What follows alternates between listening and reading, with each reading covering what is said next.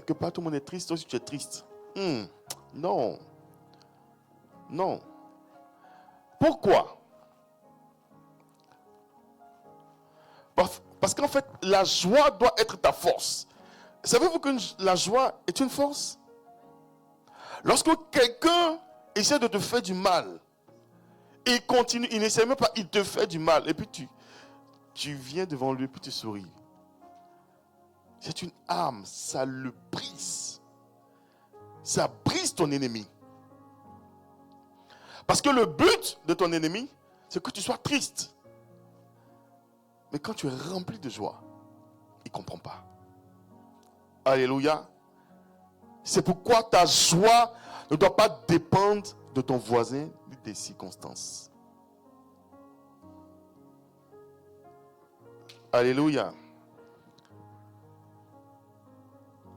Au nom de Jésus. Nous avons un thème spécial ce matin. Amen. Alors nous avons commencé à 11h40. On va dire 11h40. Nous avons un thème spécial. Amen. J'espère que tu seras connecté jusqu'à la fin. Que tout ce qui peut être distraction, si c'est possible, on peut mener peut-être les enfants dehors. Amen. Voilà. Que les jeunes partent de l'autre côté, dans leur salle, ou en tout cas dans un endroit où ils ne pourront pas vous distraire. Amen. Le thème de ce matin, c'est l'Éternel livre entre mes mains mes ennemis. Est-ce que tu peux répéter après moi? L'Éternel livre entre mes mains mes ennemis. Alléluia. Et dans la marche d'un enfant de Dieu, tant que l'Éternel n'a pas livré ses propres ennemis entre les mains de son enfant, l'enfant ne pourra pas vaincre. Alléluia. Lorsque ton Dieu, lorsque l'Éternel te livre, il dit, ok, tiens, je te donne. C'est-à-dire, tu deviens celui qui contrôle la porte de décision de tes ennemis. Donc tu peux lui dire, tu peux dire à ton ennemi, pleure et il pleure, sois en joie et il en joie, mets-toi à genoux et il se met à genoux. Parce que tu contrôles son destin et sa destinée. Tu contrôles tout.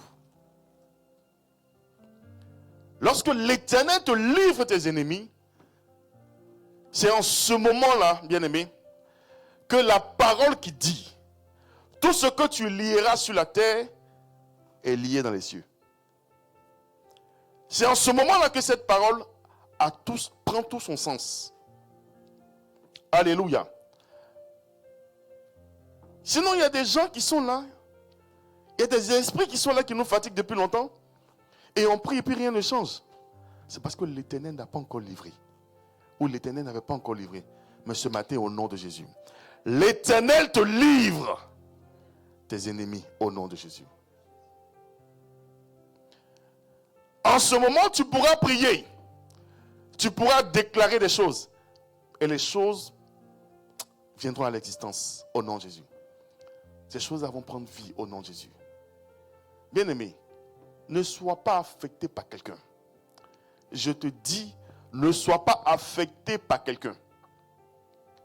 Si tu es affecté par quelqu'un, ça veut dire que cette personne prend le dessus sur toi. Ça veut dire que cette personne te supplante. Alléluia. C'est-à-dire, dans ta présence, les gens doivent trembler. Ou du moins, des esprits doivent trembler. Ce n'est pas toi qui vas trembler devant... Non. Pourquoi? Parce que Jésus est en toi. Lorsque Jésus se déplaçait, il arrivait quelque part, et puis il y avait des gens qui étaient remplis d'esprits méchants. C'est eux qui tremblaient. Lorsqu'il a dit à Satan, va loin, Satan est parti. Bien-aimé, c'est possible. Est-ce que tu peux dire c'est possible? C'est possible. C'est possible. Tu peux changer. Voyez, les gens du monde comprennent certains principes du Christ. C'est-à-dire, ils n'ont même pas besoin même de croire en Jésus. Mais le fait d'appliquer ces principes-là leur donne accès à ces choses et à ces grâces. ils savent que s'ils prennent des décisions, ces décisions-là pourront changer complètement leur vie. Nous, à l'église, on parle. Mais la décision de changer ne suit pas. Si tu ne décides pas de changer, si tu ne décides pas de faire, d'aller à l'action, ça ne va pas changer. Ça ne va pas changer. Lorsque l'Éternel donne, lorsque Dieu donne au peuple d'Israël Canaan, il dit au peuple d'Israël que ce pays-là est à vous. Mais lorsque le peuple arrive à Canaan, il fait face à des géants. Il fait face à des combats. Il faut aller prendre maintenant. C'est elle seule qui a acclamé. Non, ça veut dire que c'est elle seule qui prend.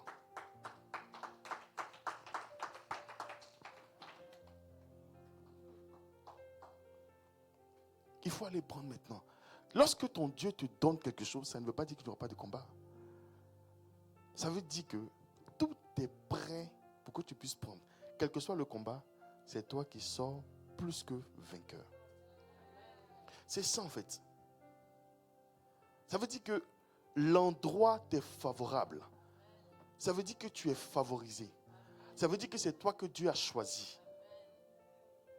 Lorsque Dieu choisit David pour régner, mais David a fait face à beaucoup de défis. Entre le temps où Samuel l'a oint et le temps où il est rentré dans le trône, il s'est assis sur le trône, il y a eu beaucoup d'années. À chaque fois que nous voyons notre vie pas être comme ce que Dieu a déclaré pour nous, on s'est dit que Dieu n'est pas avec nous. Ce n'est pas vrai. Dieu te donne et il te dit, va prendre. Il t'a donné et puis il dit, va prendre. C'est bizarre. Il donne Canaan et il dit, entrez et prenez. Mais si tu m'as déjà donné, pourquoi est-ce que je dois prendre? Parce que ton Dieu ne veut pas être responsable de tes choix. Quand il te dit, je mets devant toi le bien et le mal, et je te dis, choisis le bien, il ne veut pas être responsable de ton choix. Dis ça, répète après moi. L'Éternel livre entre mes mains mes ennemis. Te livre. Alléluia. Le premier point, on va aller au premier point. Le premier point, c'est le point de la distraction. Alléluia. 1 Samuel 28 à partir du verset 1 jusqu'au verset 2. On aura beaucoup de lectures aujourd'hui, ok? En ce temps-là, les Philistins rassemblèrent leurs troupes et formèrent une armée pour faire la guerre à Israël. Akish dit à David, « Tu sais que tu viendras avec moi à l'armée, toi et tes gens. » David répondit à Akish, « Tu verras bien ce que tu feras. » Et Akish dit à David, « Aussi, je te donnerai pour toujours la garde de ma personne. » Alléluia. Amen. C'est sûr que vous n'avez pas compris. Ça, c'est sûr et certain. Alléluia. Alors, je vais paraphraser parce que je veux vraiment rentrer dans un certain contexte. Amen. Pour que chacun puisse comprendre de quoi il s'agit. Amen. Alors, ici, on parle d'un combat qui n'est pas le bon combat. On parle d'un combat qui est une distraction. Les enfants de Dieu sont toujours dans des combats qui ne sont pas les leurs. Toujours en train de faire des choses que Satan utilise juste pour vous distraire. Il envoie une certaine étincelle et puis tu as l'impression que wow, il y a du feu ici. Il y a un incendie ici. Ça n'a rien à commencer. C'est juste peut-être, il il fait éclater des petits pétards de fin d'année et tu as l'impression que c'est une bombe atomique. Non, c'est juste de la distraction. Alléluia. Vous allez comprendre. Alors, David ici, qu'est-ce qui se passe? C'est que lorsque David devait prendre la place du roi, donc la place du roi de Saül, la place de Saül, à un moment donné, il y a eu une mésentente entre Saül et David. Alléluia. Parce que les gens, le peuple d'Israël, dans l'ensemble, valorisait beaucoup plus David. Je paraphrase, parce qu'il y avait beaucoup plus de raisons. Valorisait beaucoup plus David, au point où Saül a pensé que David est en train de faire un complot contre lui. Amen. Pour prendre le trône. Amen. Alors, ce qui est arrivé, c'est que il y a une partie du peuple d'Israël qui est allée avec David. Et le reste, la grande partie, est restée avec Saül. Amen. Donc, Saül cherchait à faire tuer David. Ça, vous savez ça. Alors, dans ce temps-là, David a commencé à fuir. Et maintenant, il y a des rois qui voulaient combattre le peuple d'Israël. Et David n'était pas avec Israël. Vous comprenez? David n'était pas avec Saül. Donc, on prend maintenant le passage. Il dit en ce temps-là, les Philistins, donc ce sont les Philistins, rassemblèrent leurs troupes et formaient une armée pour faire la guerre à Israël. Vous voyez un peu? Donc, ils devaient maintenant combattre Israël. Mais David n'était pas avec Israël. Maintenant, Akish dit à David, Akish, c'est un autre roi, le roi d'une autre nation, dit à David, tu sais que tu viendras avec moi à l'armée, toi et tes gens. David répondit, il a dit beaucoup de choses, ok?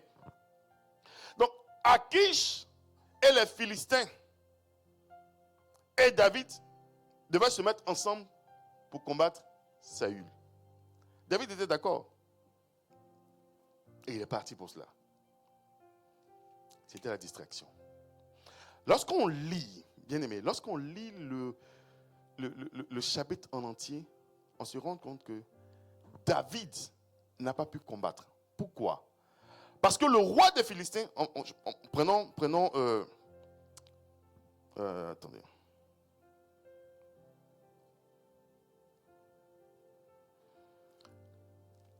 Donc, du verset 1 jusqu'à la fin, c'est un peu long, on va pas aller, je vais expliquer. Ok? Juste suivez ça. Alors, David était prêt maintenant à aller combattre. Il dit, il n'y a pas de problème. Je vais le combattre et puis il n'y a pas de souci. Et maintenant, le roi maintenant des Philistins a dit, mais non, ce n'est pas possible. C'est vrai que Akish, toi, ouais, tu es le roi d'un autre peuple. Mais moi, je connais David.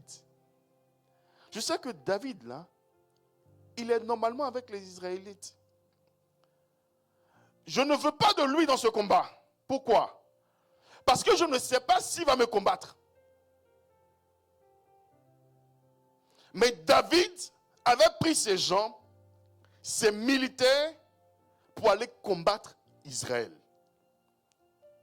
C'est un faux combat. C'est une distraction. C'est ce que les enfants de Dieu font à chaque fois. Parce qu'il y a une certaine frustration quelque part.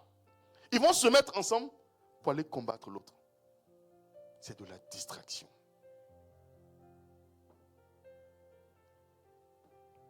Et c'est le roi lui-même, le roi des Philistins, qui a dit, je ne veux pas de ce monsieur-là ici. Je ne veux pas. Certes, il est en accord avec toi, mais je le connais. Je ne peux pas, je peux pas le laisser combattre avec moi contre son peuple. Parce que c'est son peuple qui est là. Voyez combien de fois Satan lui-même refuse. Regardez un peu ce qui se passe. L'ennemi lui-même, il refuse. Non, David a dit, ok, d'accord, il n'y a pas de problème. Mais Satan est mauvais. Maintenant, on va entrer dans le chapitre le plus important. 1 Samuel 30 à partir du verset 1. On a lu le chapitre 28. Maintenant, on va prendre le chapitre 30. Il est assez long. Mais quand on va finir de lire, je vais résumer. Amen. Donc, 1 Samuel 30, du verset 1 jusqu'au verset... On va lire jusqu'au verset... Waouh, c'est long. Jusqu'au verset 20. Amen. Mais au fur et à mesure, je vais t'arrêter pour que tu puisses souffler un peu. Donc, 1 Samuel 30, à partir du verset 1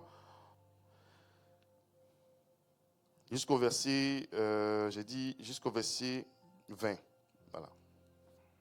Lorsque David arriva le 3e jour à Tsiklag avec ses gens, les Amalécites avaient fait une invasion dans le Midi et à Tsiklag.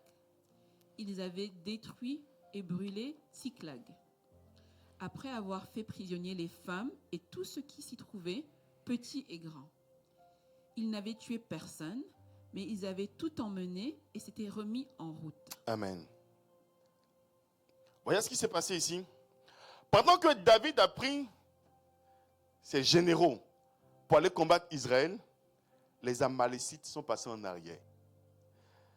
À chaque fois qu'un enfant de Dieu se met dans un combat qui n'est pas son combat, le véritable combat est en arrière. La distraction t'empêche de voir ton véritable combat. Et le fait de combattre ta propre nation, ta propre maison, t'expose à Satan. Alléluia. Et c'est ce qui s'est passé ici. David, lorsque le roi des Philistins a dit, ok, je ne veux pas de lui ici, retourne, qu'il retourne. Non seul on va le combattre, Israël. David prend ses généraux et il retourne. Et en retournant, il se rend compte que les Amalécites sont passés en arrière. Et qu'est-ce qu'ils ont fait? Ils ont pris les femmes, ils ont pris les enfants, ils ont pris le bétail, ils ont tout pris. Que cela ne soit pas ton partage au nom de Jésus. Amen. Refuse cela. C'est pourquoi il faut discerner le bon combat. Amen. Si tu rentres dans des combats bizarres, Satan va passer en arrière pour prendre les choses. Lorsque Satan propose à Jésus les trônes, les dominations, les trésors, les biens de ce monde, il savait ce qu'il devait prendre en arrière. Mais Jésus a discerné. Et Jésus n'est pas rentré dans ces faux combats. Non, non. Il faut dire je refuse d'entrer dans un combat qui n'est pas mien. Au nom de Jésus. Refuse de rentrer dans un combat bizarre. Refuse. Alléluia. Oui, on continue. On était à quel verset? Verset 3. David et ses gens arrivèrent à la ville, et voici, elle était brûlée. Et leurs femmes, leurs fils et leurs filles étaient emmenés captifs. Alors David et le peuple qui était avec lui élevèrent la voix et pleurèrent, jusqu'à ce qu'ils n'eussent plus la force de pleurer. Les 2 femmes de David avaient été emmenées, Achinoa de Jizril et Abigail de Carmel, femme de Nabal. David fut dans une grande angoisse, car le peuple parlait de le lapider, parce que tous avaient de l'amertume dans l'âme, chacun à cause de ses fils et de ses filles. Mais David reprit courage, en s'appuyant sur l'Éternel, son Dieu. Amen. Voyez un peu ce qui s'est passé ici. À ce moment-là, c'est comme s'il était en train de regretter un tout petit peu. Satan est mauvais. Satan est méchant. Lorsque tu te mets à rentrer dans un mauvais combat, bien aimé, tu as l'impression que tu es seul dedans. Mais tu es en train de prendre toute une génération avec toi. Tu es en train de prendre des gens avec toi. Et ces gens-là vont vouloir te lapider. Ils vont dire, à cause de toi, voilà ce qui est arrivé. Ils ne vont pas venir te dire, hein. Ils vont parler entre eux. Mais si tu as fait l'erreur de venir discuter tranquillement avec eux ils vont te lapider. Bien aimé, ils ont voulu lapider Jésus. Ils ont voulu le pousser dans un trou. Je ne sais pas si vous comprenez un peu. Jésus a discerné. Jésus, il est parti tranquillement. Et à ce moment, bien aimé, lorsque tu sens que les choses et les gens, les esprits deviennent, c'est-à-dire viennent contre toi, tu sens qu'il y a quelque chose qui est en train de se faire. Et puis tu n'arrives pas à comprendre, tu n'arrives pas à maîtriser. Alléluia. Qu'est-ce que tu dois faire? La Bible dit ici, David reprit courage en s'appuyant sur l'Éternel son Dieu. Bien aimé, il n'y a pas qu'autre chose qui puisse te faire du bien que l'Éternel ton Dieu. Il n'y a pas un appui qui puisse être un vrai appui, un véritable appui que l'Éternel ton Dieu. Il n'y a pas. On peut s'appuyer sur les frères, sur les sœurs, mais ce n'est pas véritable appui. On peut s'appuyer même sur monsieur ou madame, mari, femme, mais ce n'est pas véritable appui. Ton appui véritable, c'est l'Éternel ton Dieu.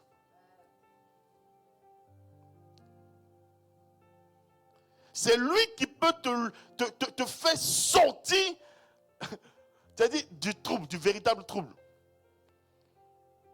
Parce que ton mari ou ta femme ne peut pas tout comprendre. Lui-même, il est dedans. Puis peut-être même, lui aussi, il est en train de penser comment il va te lapider. À cause de toi, à cause de toi, à cause de toi, c'est à cause de toi. La première personne qui a accusé son conjoint, vous savez c'est qui? C'est qui? C'est qui?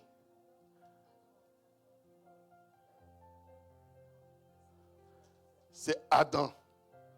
C'est Adam qui a dit à l'Éternel, la femme que tu m'as donnée, c'est à cause d'elle, c'est elle. C'est elle qui a fait ça. Au lieu de s'appuyer sur l'Éternel, au lieu de reconnaître son péché, lorsque Dieu parlait à Adam et Ève, il n'a pas parlé à Ève, il a parlé à Adam. Donc c'est lui le responsable. Et il s'en va dire, oui, la femme que tu m'as donnée, tu ne peux pas t'appuyer sur un homme. Tu ne peux pas t'appuyer sur une femme. Tu ne peux pas. Pour ton besoin, pour ton problème, appuie-toi sur l'Éternel, ton Dieu. C'est lui seul qui est capable. Alléluia. David reprit courage. Ça veut dire quoi? David était découragé. Mais on allait dire ici, qui t'a envoyé? Qui t'a envoyé? Qui t'a envoyé faire un combat qui n'est pas ton combat? Et tu es allé et on t'a chassé en plus. Ça veut dire que tu n'as rien foutu là-bas, tu as perdu ton temps. Qui t'a envoyé? Voilà maintenant. Bien-aimé, Dieu est en train de te dire que, c'est-à-dire quel que soit le problème dans lequel toi-même tu allais te mettre, c'est-à-dire tu es couché, toi-même tu allais dormir dedans, Dieu est capable de t'enlever de là. Lorsque tu t'appuies sur lui, lorsque tu prends courage, il faut être courageux. Tu te mets dans un pétrin, tu vas t'endetter, prends courage. Tu dis, aujourd'hui là, je ne peux plus. Sur cette voiture, j'ai pris, dois payer par mois, je ne peux plus. Comment on va faire? Prends le courage. Tu as pris une maison, tu ne peux pas payer. Prends le courage. Je ne peux plus payer. Tu as dit que tu devais aider quelqu'un, tu ne peux pas le faire. Prends le courage de dire, je ne peux plus faire. Tu t'es engagé dans quelque chose. Prends le courage. Je ne peux pas faire. Tu as mal parlé à quelqu'un. Il y a une parole sur ta tête. Une malédiction sur ta tête. Prends le courage, retourne t'excuser. La Bible dit, David reprit. Ce n'est pas qu'il a pris courage, il a repris courage. en s'appuyant sur l'Éternel son Dieu. Alléluia. Verset 7. Il dit au sacrificateur Abiatar, fils d'Achimélec, « Apporte-moi donc l'éphod. » Abiatar apporta l'éphod à David. Et David consulta l'Éternel en disant, « Poursuivrai-je cette troupe? L'atteindrai-je » L'Éternel lui répondit, « Poursuis, car tu atteindras et tu délivreras. » Amen. Amen. Verset 7. Il dit au sacrificateur Abiatar, fils d'Achimélec, « Apporte-moi donc l'éphod. » L'éphod. Est-ce qu'on peut afficher une image, l'image de l'éphod? La com, s'il vous plaît. Affichez l'image de l'éphod. L'éphod, c'est comme un gilet. Bon, voilà. C'est comme un gilet. Et il y a 12 pierres précieuses qui représentent les 12 tribus d'Israël. Alléluia. C'est ce que les sacrificateurs portaient lorsqu'ils devaient consulter Dieu. Alléluia. Sacrificateurs. Est-ce qu'il peut voir ça? Alléluia. Et l'éphod ici, il y a plusieurs significations, hein, mais je vais donner juste une petite pensée par rapport à ça.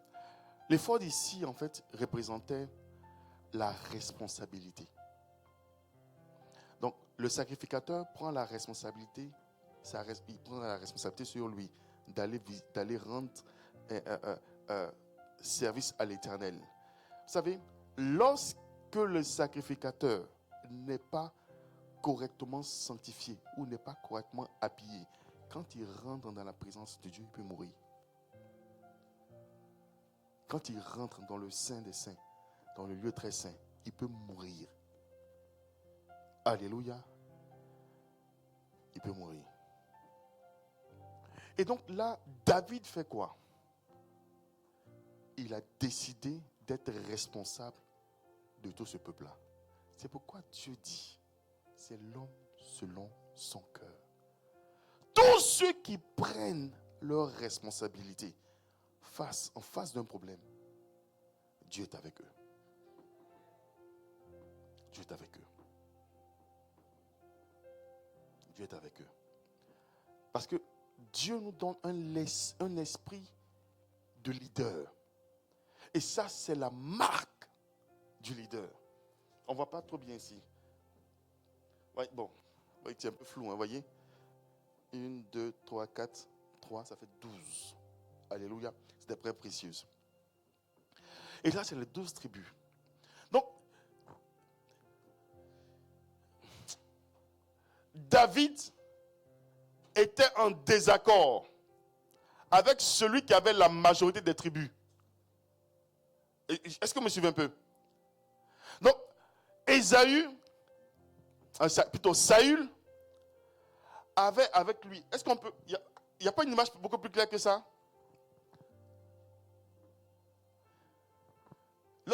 La majorité des tribus étaient avec Saül.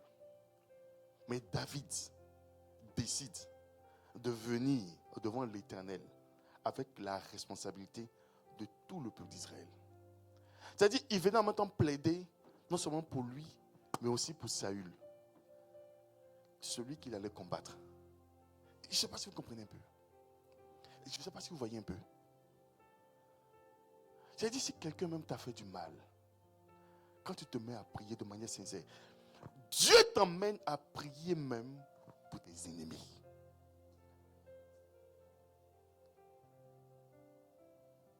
En d'autres termes, pour que ton Dieu puisse te visiter, il faut prier même pour tes ennemis.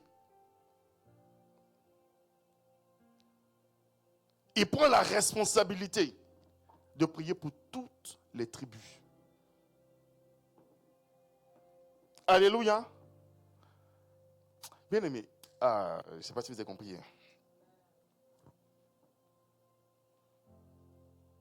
Donc il dit maintenant au sacrificateur, Abiatar, fils d'Abimelech, apporte-moi donc l'éphod. Abiatar donc apportait l'éphod à David. Et David consulta l'Éternel en disant, c'est en ce moment-là qu'il consulte maintenant Dieu. Il prend celui. Il dit, Seigneur, je te demande pardon. Voilà, ça, c'est beaucoup plus clair. Voyez un peu? Donc ça, le nom des tribus là sont dessus. Voyez un peu? Il demande pardon. Si j'ai fait ceci, Seigneur, pardonne-moi. Pardonne-moi. Tu dois te rappeler de tes oncles, de tes boss qui t'ont parlé un jour. Tu as réagi d'une certaine manière. Parce que là où tu es arrivé là, il n'y a plus d'espoir. Il n'y a plus d'espoir. Ils ont brûlé ta maison. Ils ont brûlé la maison de tes collaborateurs. Si c'était pour toi seul, ok, tu pouvais peut-être t'offrir un peu, résister, tu dis, ok, il n'y a pas de problème, je peux passer. Mais les gens qui sont autour de toi, ils vont te lapider. Donc, il a résolu d'assumer, non seulement de prier pour ceux qui sont avec lui, mais de prier aussi pour ceux qui ne sont même pas avec lui. Tu dois te souvenir, bien-aimé. Et si tu veux que ton Dieu te visite, tu veux que ton Dieu fasse en sorte que les gens te restituent ce qu'ils t'ont volé, tu dois prier pour les autres. Tu ne dois pas pratiquement prier pour toi. Peut-être qu'il y a un ancien patron quelque part là-bas, ou un professeur. Il a déclaré des choses sur toi. Ça t'énerve, tu dis, oh, ça va même, moi-même, je suis trop bon. Rentre dans ton cœur, rentre dans tes pensées, puis demande pardon. Il faut demander pardon. Bien aimé, le pardon libère. Hein?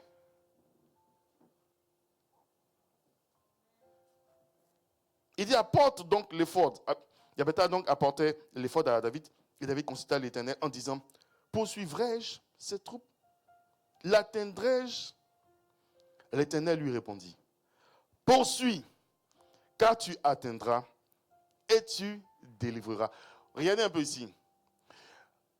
Dieu fait toujours beaucoup plus que ce que nous lui demandons.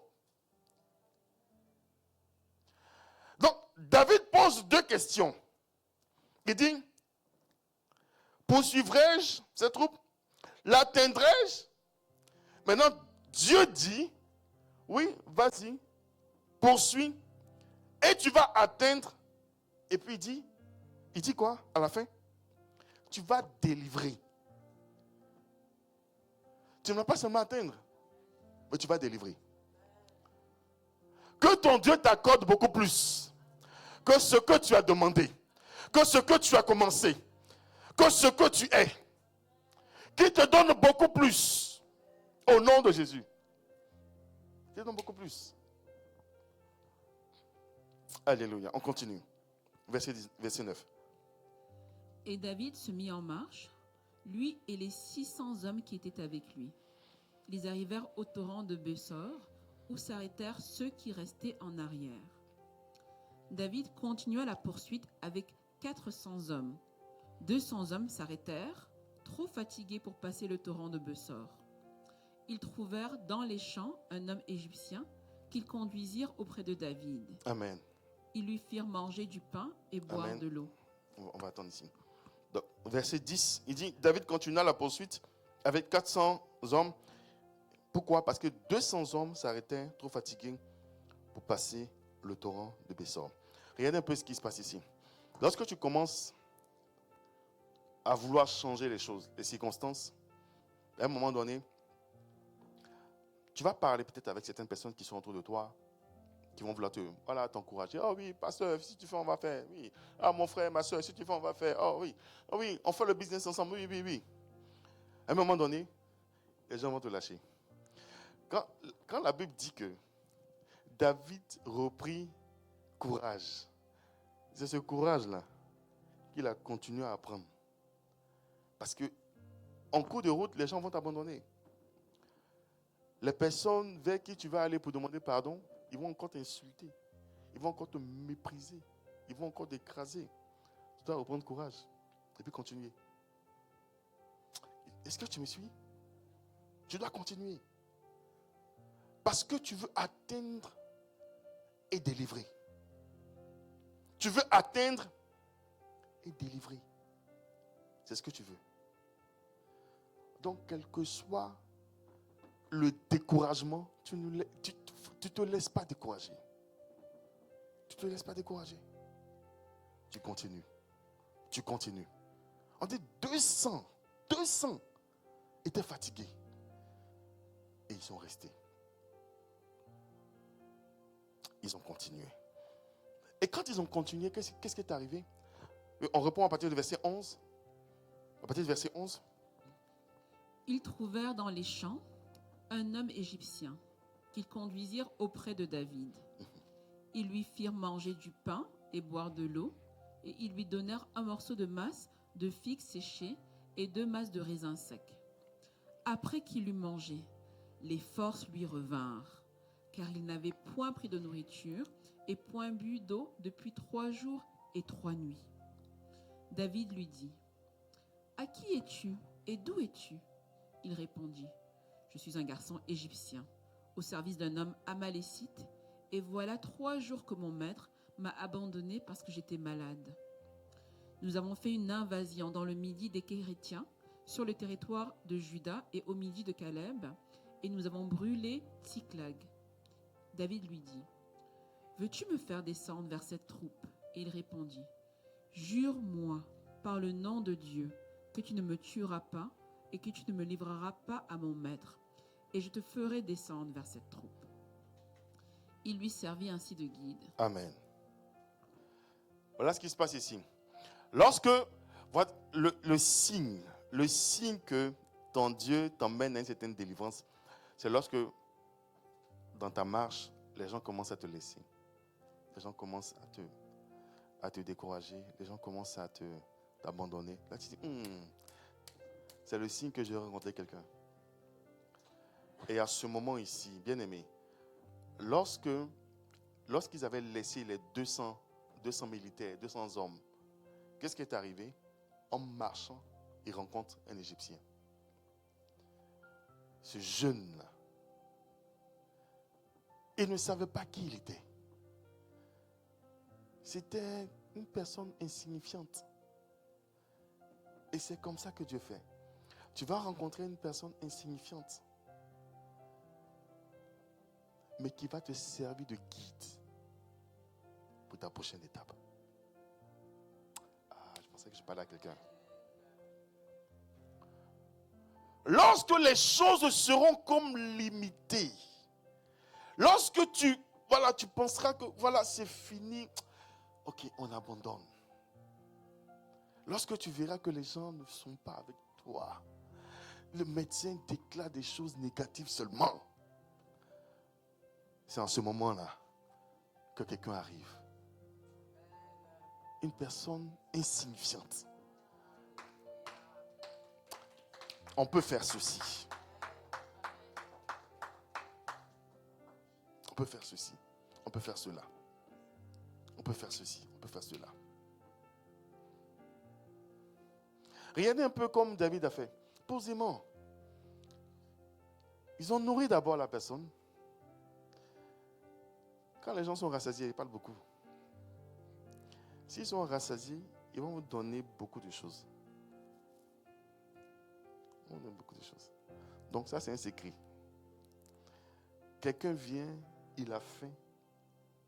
Je pense qu'on le fait beaucoup plus en Afrique. On voit un étranger qui arrive, il a faim. Assieds-toi, de l'eau, nourriture, puis après une nouvelle, n'est-ce pas? C'est ce que David a fait. Le jeune homme était bien rassasié. Et il dit, ok, bon, tu es qui? Tu appartiens à qui?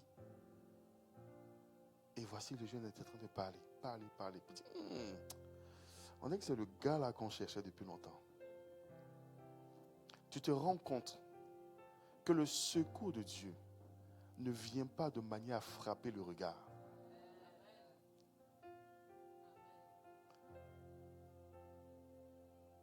Une personne insignifiante, mais qui a donné toutes les informations. Je prie au nom de Jésus. Que le Seigneur t'emmène quelqu'un de ce niveau à chaque étape de ta vie, à chaque étage de ta vie, à chaque niveau de ta vie, au nom de Jésus. Lorsque tu auras besoin d'un secours, du secours de l'Éternel, que l'Éternel t'emmène une personne au nom de Jésus qui est Nazareth. Dis ça, Nabrasama. La Bible au verset 16, il leur servit ainsi de guide. On continue. Et voici, les Amalécites étaient répandus sur toute la contrée, mangeant, buvant et dansant à cause du butin qu'ils avaient enlevé du pays des Philistins et du pays de Juda. David les battit depuis l'aube du jour jusqu'au soir du lendemain, et aucun d'eux n'échappa, excepté 400 jeunes hommes qui montèrent sur des chameaux et s'enfuirent. Amen. Amen. Et voilà ce qui va arriver dans ta vie. Lorsque cette personne arrivera, alléluia, bien-aimé, tu vas remporter des victoires et des victoires et des victoires et des victoires et des victoires et des victoires et des victoires. La Bible dit que David les a battus. Mais c'est comme s'il a fait exprès. Ils étaient nombreux. Il a laissé 400 jeunes partis. Mais les autres, fini. Je prie que tout ce qui viendra s'opposer à toi, que ce soit dans le monde spirituel, le monde réel, que tu puisses battre cela au nom de Jésus. Que tu puisses battre cela. Que tu puisses battre cela. Que tu puisses battre cela au nom de Jésus qui est de Nazareth. Verset 18. David sauva tout ce que les Amalécites avaient pris, et il délivra aussi ses 2 femmes. Il ne leur manqua personne, ni petit, ni grand, ni fils, ni fille, ni aucune chose du butin, ni rien de ce qu'on leur avait enlevé. David ramena tout. Amen. Est-ce que j'ai besoin de dire quelque chose? Ce qui est, c'est ce qui sera. Alléluia. Donc, parce que ton Dieu est avec toi, parce que le secours de Dieu est arrivé, toi, ton Dieu va te donner tout. Il dit quoi? Il dit, David sauva tout ce que les Amalécites avaient pris. Je prie au nom de Jésus. Que tout ce que Satan avait pris, que tout ce que ses agents avaient pris, que le Seigneur puisse te donner cela au nom de Jésus. Que tu puisses réavoir cela au nom de Jésus. Mais ce n'est pas seulement ça, qu'il puisse te donner au-delà de ça, au nom de Jésus. Parce que ton Dieu te donne toujours au-delà. Il dit, David sauva tout ce que les Amalécites avaient pris. Et il délivra aussi ces 2 femmes. Alléluia. Il ne leur manqua personne, ni petit, ni grand, ni fils, ni fille, ni aucune une chose du butin. Waouh! Waouh! Waouh!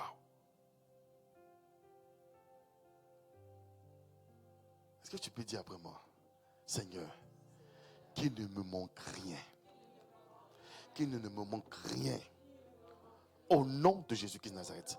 Quel que soit ce que le malin avait pris, qu'il me restitue au nom de Jésus. Cette fois et parfaitement au nom de Jésus.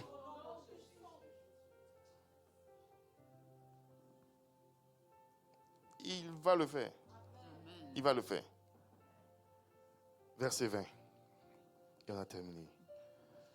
Et David prit tout le menu et le gros bétail, et ceux qui conduisaient ce troupeau et marchaient à sa tête disaient, c'est ici le butin de David. Amen. Amen. Amen. Mais c'est cela.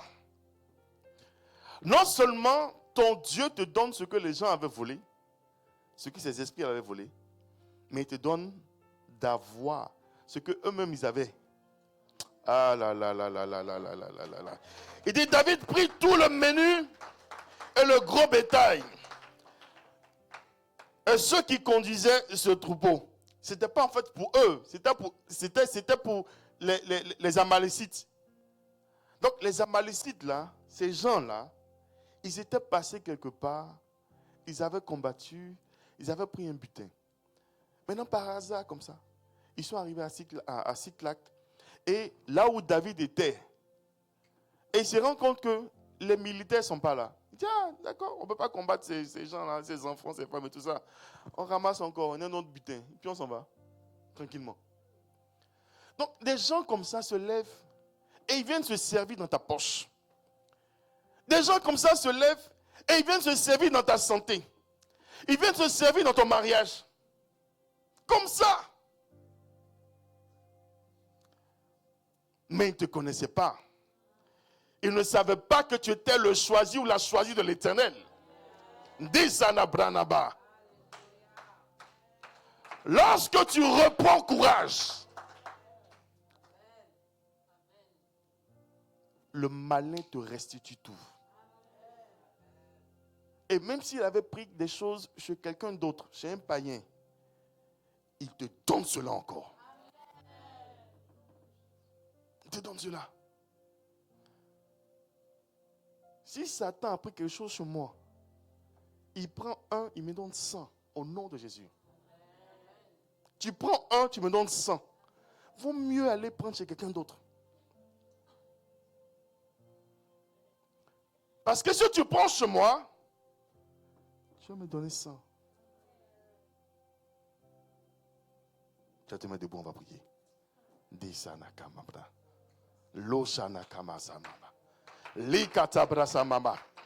Tu ne pourras pas prendre ma vie de prière.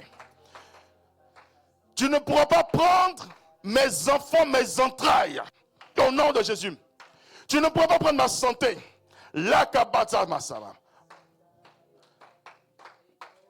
Dans le nom de Jésus. Mandesi katamaba. Bien aimé, la Bible déclare. Proverbe 6 à partir du verset 30. On ne tient pas pour innocent le voleur. Si un voleur a volé, c'est qu'il n'est pas innocent. Il dit, on ne tient pas innocent pour innocent le voleur qui dérobe pour satisfaire son appétit. C'est-à-dire, même s'il a faim, et que c'était même pour sa subsistance, il est coupable. Alléluia. Il dit, pour satisfaire son appétit quand il a faim. Il dit, si on le trouve, il fera une restitution au septuple. C'est-à-dire 7 fois. Ça veut dire de manière parfaite. C'est ce qui s'est passé avec David.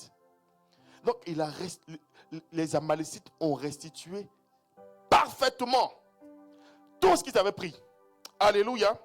Il dit, il donnera tout ce qu'il a dans sa maison. Bien aimé, c'est ce verset-là qui s'est appliqué dans la vie de David. Et c'est ce verset-là qui s'applique dans ta vie au nom de Jésus ce matin. Qu'est-ce que ça veut dire? Ça veut dire que, je reprends encore, je sais que je l'ai déjà dit. Si Satan a pris un chez toi, il te donne non seulement t'étais un, mais il te donne aussi 100. Tout ce qui est dans sa maison, il va te donner. Au nom de Jésus. Si tu as péché d'avoir un, il va te restituer un, mais il te donne en même temps 100. Élève la voix et prie au nom de Jésus. Prie selon ta condition. Qu'est-ce qui t'a manqué? Qu'est-ce qui te manque au nom de Jésus?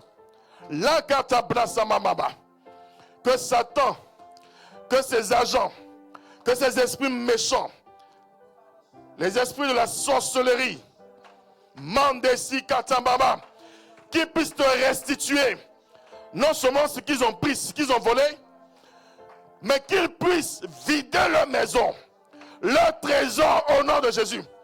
Pour toi, parce que tu as le choisi de l'Éternel, parce que tu as la choisi de l'Éternel, on ne touche pas loin de l'Éternel, parce que tu es loin de l'Éternel. Tu me restitues au nom de Jésus.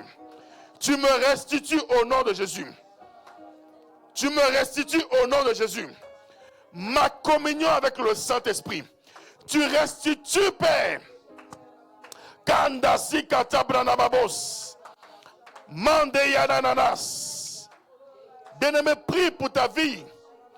Que le malin te restitue ces choses. Les promotions au nom de Jésus. Le travail qui avait été volé. Ta santé. Tes enfants, ta prospérité. Qu'il restitue. Le malin restitue au nom de Jésus. Ton mari, ton mariage. Qu'il restitue au nom de Jésus. Ta position. Que soit restituée au nom de Jésus. Mandesi katamababa. Likata branamabosa. Seigneur, tu me restitues mon intelligence et ma sagesse. La révélation de la parole de Dieu. Kanasa katamama. Au nom de Jésus. L'Éternel me donne la capacité d'aller chercher cela. D'aller prendre cela. D'aller arracher cela. Dans la main de mes ennemis au nom de Jésus. Likamamos. Satan te restitue ton bien-être, ta santé et ta prospérité. Au nom de Jésus. Il te restitue ta foi, la croyance en la promesse de Dieu. Likomasana bababa. Il te restitue ta vie de sanctification dans le nom de Jésus-Christ de Nazareth. Il te restitue ta fécondité au nom de Jésus. Ta fécondité au nom de Jésus. Ta fécondité au nom de Jésus. Au nom de Jésus. Likamamababa. Il te restitue ton territoire. Car ton Dieu te donne de posséder ce territoire. Le Canada. De posséder les domaines d'activité. Kandisi katamababas. Dans le nom de Jésus. Tu me donnes de posséder. Tu restitues la santé de mon frère, la santé de ma soeur, au nom de Jésus. Disana Kamaba. Dans le nom de Jésus. Tu me restitues, Seigneur. Au nom de Jésus.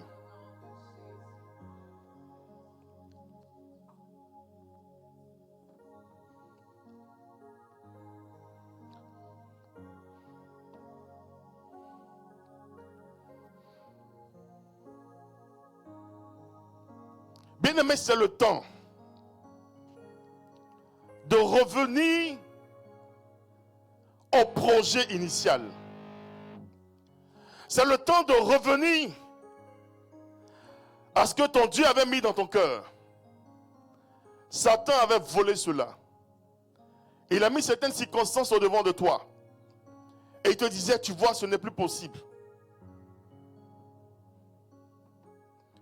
Tant que tu refuses les plans de Satan, il ne peut rien contre toi.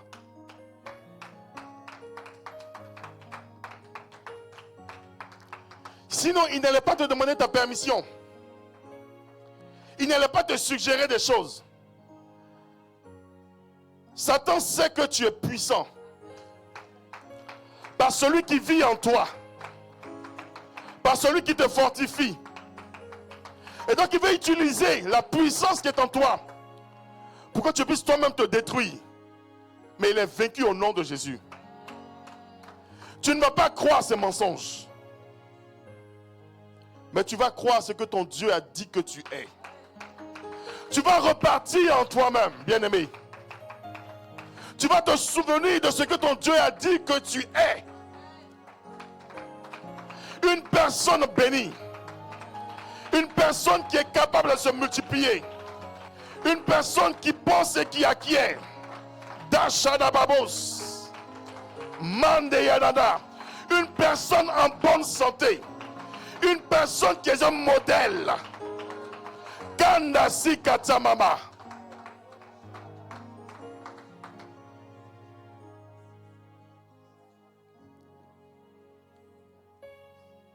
Ton Dieu t'accorde cela ce matin, au nom de Jésus.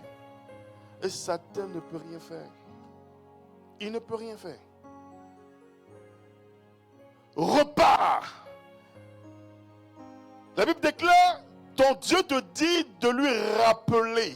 Alléluia. Il faut lui rappeler ce qu'il t'a dit. faut lui rappeler cela. Il faut lui rappeler cela. Seigneur, tu m'as dit que je suis béni. Je suis béni aujourd'hui. Tu m'as dit que la bénédiction m'accompagne partout.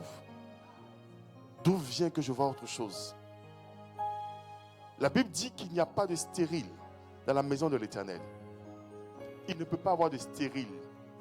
C'est ce que ton Dieu t'a dit. Basakata mababa. Bashiko madadadadadadadas. Lokata brasakata mamama.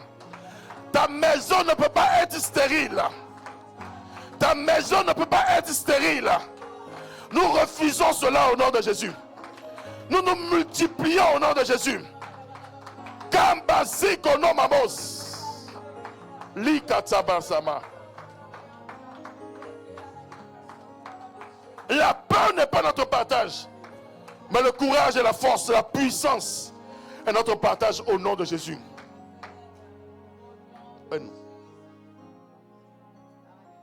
Merci Saint-Esprit de bénir tes enfants. De bénir tes enfants. De bénir tes enfants. De bénir tes enfants. Que la gloire te revienne au nom de Jésus-Christ de Nazareth. Nous avons tous prié et nous disons Amen. Amen. Amen. Est-ce que tu peux acclamer ton Dieu?